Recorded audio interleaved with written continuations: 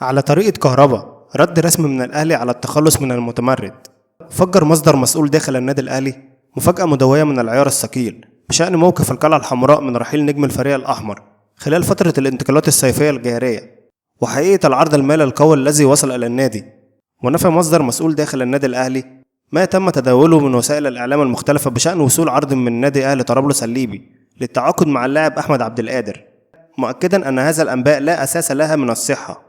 وتأتي هذا التصريحات في وقت يدرس فيه اللاعب خياراته المستقبلية بعد الدخول في أزمة مع الإدارة داخل القلعة الحمراء على خلفية رفضه تجديد عقده ورغبته في الرحيل عن الفريق الأحمر بعد انتهاء الموسم الجاري. وأوضحت مصادر مقربة من اللاعب أحمد عبد القادر أنه يركز حاليا على البحث عن عروض خارجية أو الانتقال إلى أحد الأندية الكبرى داخل مصر، وسط أنباء قوية عن رغبته في الانتقال إلى نادي الزمالك الغريم التقليدي للأهلي، في خطوة قد تثير جدلا واسعا في الوسط الرياضي المصري. وتأتي أزمة عبد القادر ضمن سلسلة من التحديات التي يواجهها الأهلي في سوق الانتقالات، حيث يسعى النادي للحفاظ على عناصره الأساسية ومنع رحيلهم بالمجان مع توفير حلول مرضية لكل الأطراف بما يحقق مصالح النادي واللاعب على حد سواء.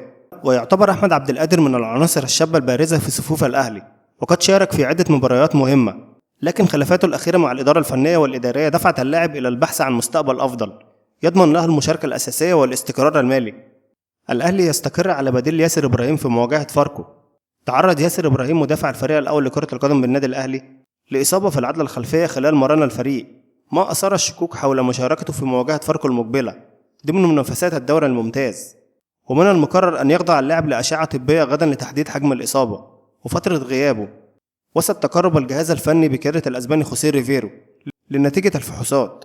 وفي حال تأكد عدم جاهزية ياسر إبراهيم استقر المدرب على المدافع المغربي أشرف داري لتعويض غياب ياسر إبراهيم في الخط الخلفي، ويعد ياسر إبراهيم أحد العناصر الأساسية في تشكيل الأهلي خلال المواسم الأخيرة، حيث يتميز بثبات المستوى وخبراته الكبيرة في التعامل مع المواقف الدفاعية الحاسمة، إضافة إلى قدرته على التسجيل في الكرات الثابتة، حيث يأتي غيابه المحتمل في وقت يحتاج فيه الأهلي إلى الحفاظ على صلابته الدفاعية، خاصة في ظل ضغط المباريات في الدوري ودوري أبطال أفريقيا.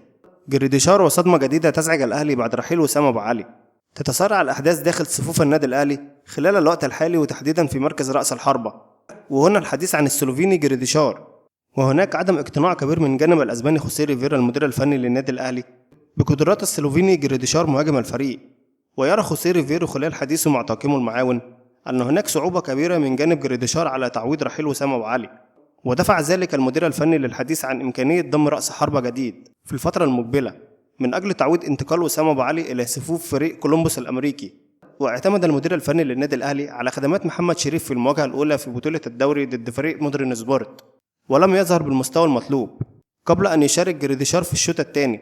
وكان النادي الأهلي قد تراجع في انتقالات الصيف الماضية عن استكمال الاتصالات مع إدارة فريق البنك الأهلي لضم أسامة فيصل، وذلك بعد طلب اللواء أشرف نصار الحصول على 70 مليون جنيه. في النهاية لو عجبك الفيديو ما تنساش تعمل لايك وكومنت وتشترك في القناة حتى يصلك كل ما هو جديد وحصري، وشكرا.